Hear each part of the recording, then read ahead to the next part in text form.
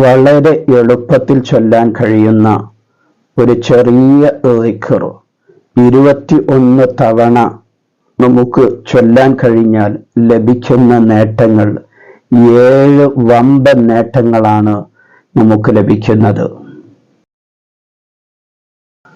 അസ്സലാമു അലൈക്കും വറഹ്മത്തുള്ളാഹി തആല വബറകാതുഹു. എല്ലാവർക്കും സുഖമെന്ന് കരുതുന്നു. ഒരുപാട് ആളുകൾ പല പ്രയാസങ്ങളിലൂടെയും പ്രതിസന്ധികളിലൂടെയുമൊക്കെ നീങ്ങിക്കൊണ്ടിരിക്കുന്നവരാണ്.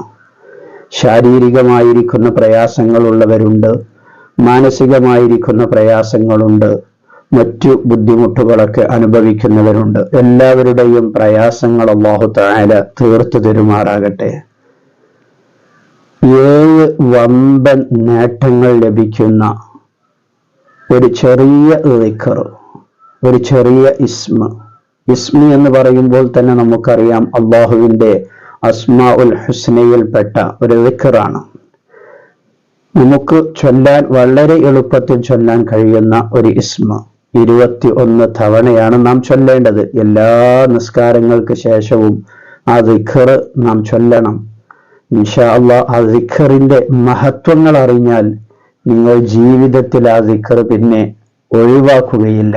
അത്രമാത്രം വലിയ ശ്രേഷ്ഠതയുള്ള പ്രതിഫലമുള്ള ഇസ്മാണത്. ഒന്നാമത്തെ പ്രതിഫലം എന്ന് പറയുന്നത്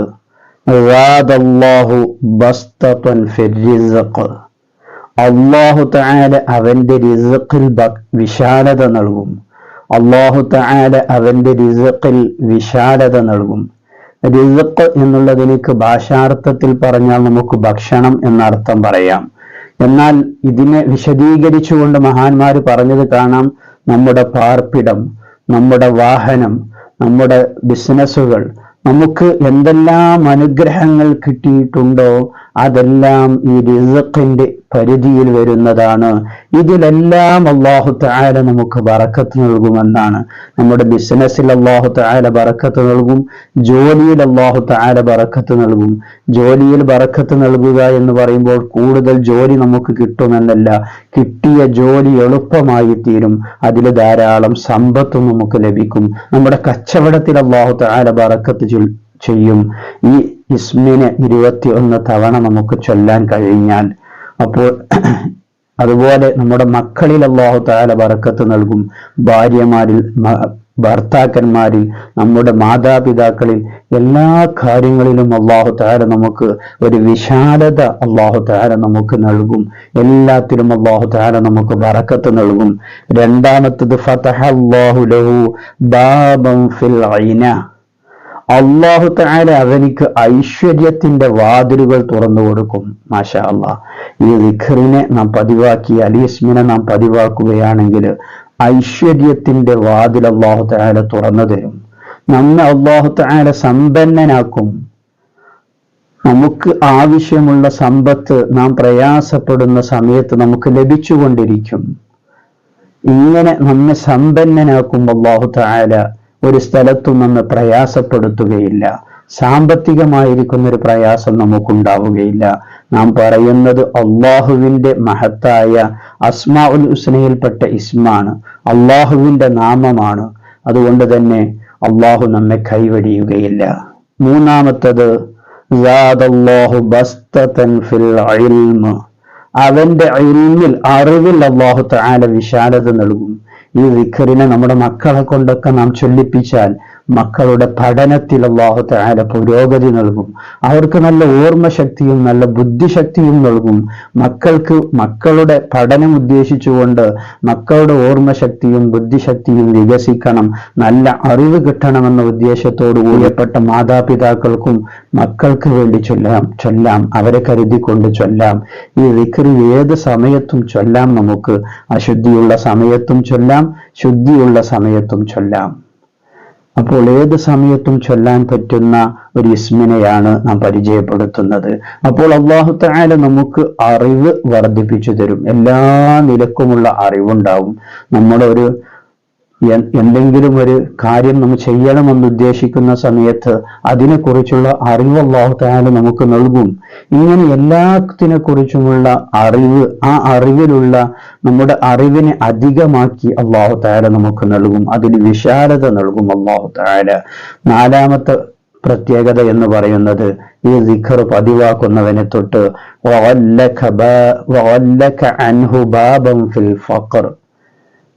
ദാരിദ്ര്യത്തിന്റെ വാതിൽ അവനെ തൊട്ട് അല്ലാഹു തആല അങ്ങ് അടച്ചു കളയും.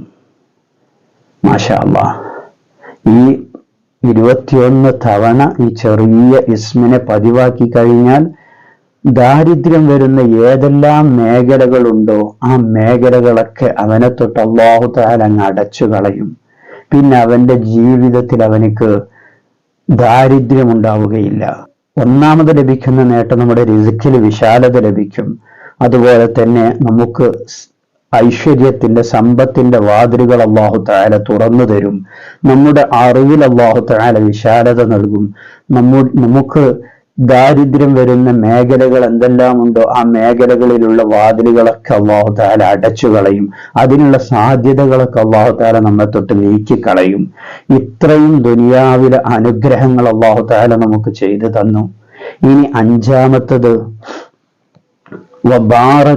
വബാറക ലഹു ഫീഹി വഫീ അഹ്ലിഹി വഫീ ഔലാദിഹി.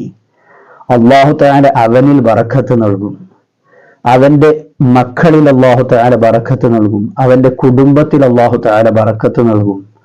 അവന്റെ മക്കളെ അല്ലാഹു തആല നല്ലവരാക്കും. അവന്റെ ഭാര്യ സന്താനങ്ങളെ, അവന്റെ കുടുംബക്കാരെ, അവനുമായി ബന്ധപ്പെട്ട അഹ്ലുകാരെല്ലാം ഉണ്ടോ അവരെയൊക്കെ അല്ലാഹു തആല, അവരിലൊക്കെ അല്ലാഹു തആല ബറക്കത്ത് നൽകുമെന്ന് പറഞ്ഞാൽ അവരെയൊക്കെ അല്ലാഹു തആല നല്ലവരാക്കി തീർക്കും. നല്ല ഖൈറിന്റെ അഹ്ലുകാരാക്കി മാറ്റും. ഇനി എന്താണ് നമുക്ക് വേണ്ടത്? നമ്മുടെ മക്കളെ അല്ലാഹു തആല നന്നാക്കി തരും. നമ്മെ അല്ലാഹു തആല നന്നാക്കി തരും. നമ്മുടെ മാതാപിതാക്കളെ അല്ലാഹു തആല നന്നാക്കി തരും ഈ ഇസ്മ പതിവാക്കുന്നതിലൂടെ.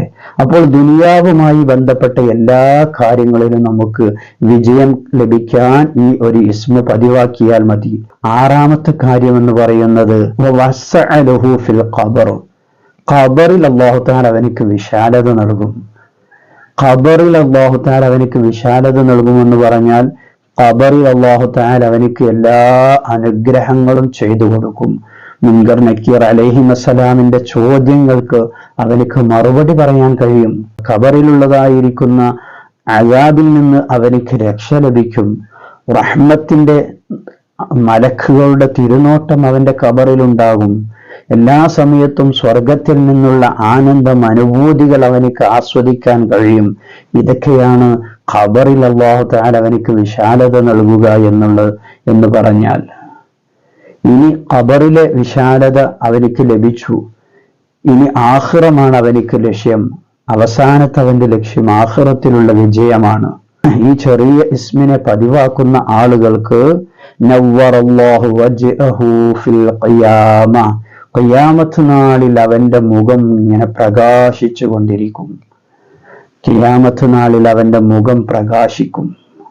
എല്ലാവരും വിയർത്തൊലിച്ച് ഓരോരുത്തരുടെ തെറ്റിന്റെ കാഠിന്യത്തിനനുസരിച്ച് വിയർപ്പിൽ ഇങ്ങനെ മുങ്ങിക്കുളിച്ച് പ്രയാസപ്പെട്ടുകൊണ്ടിരിക്കുന്ന സമയത്ത് ഇവന്റെ മുഖം ഇങ്ങനെ പ്രകാശിച്ചു കൊണ്ടിരിക്കും. ഈ ദിക്റിനെ പതിവാക്കിയാൽ, ഈ ഇസ്മിനെ പതിവാക്കിയാൽ.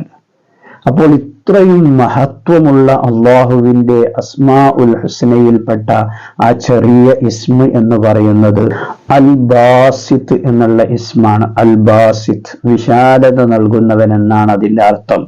അപ്പോൾ യാ ബാസിത്തു യാ അല്ലാഹ്, യാ ബാസിത്തു യാ അല്ലാഹ്, യാ ബാസിത്തു യാ അല്ലാഹ് എന്ന് 21 തവണ നമുക്കെല്ലാ നിസ്കാരത്തിന്റെ ശേഷവും വളരെ എളുപ്പത്തിൽ പറയാൻ കഴിയും. യാ ബാസിത്തു യാ അല്ലാഹ്, യാ ബാസിത്തു യാ അല്ലാഹ്, യാ ബാസിത്തു യാ അല്ലാഹ്, യാ ബാസിത്തു യാ അല്ലാഹ്, യാ ബാസിത്തു യാ അല്ലാഹ്. ഇങ്ങനെ 21 തവണ നിസ്കാരത്തിൽ അദ്കാറുകളും പ്രാർത്ഥനയും ഒക്കെ കഴിഞ്ഞ് അവിടെ തന്നെ ഇരുന്നിട്ട് നാം ചൊല്ലുക.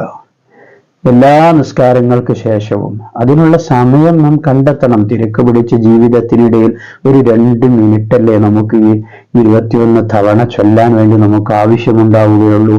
അപ്പോൾ ആ സമയം നാം കണ്ടെത്തുക. പ്രിയപ്പെട്ട ഉപ്പമാര് പള്ളിയിൽ വരുന്ന സമയത്ത് നിസ്കാരം കഴിഞ്ഞ് അവിടെ ഇരുന്നു കൊണ്ട് ഇത് ചൊല്ലുക.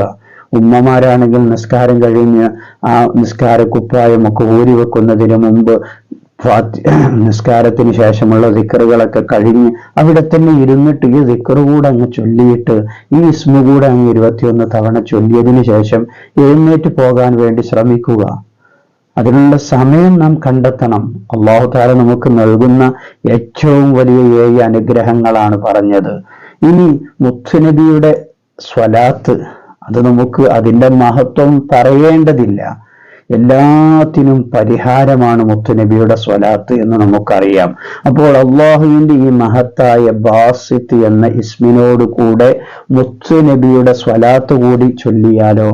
അങ്ങനെയുള്ളൊരു സ്വലാത്ത് കൂടി സ്ക്രീനിൽ കാണിക്കുന്നുണ്ട്.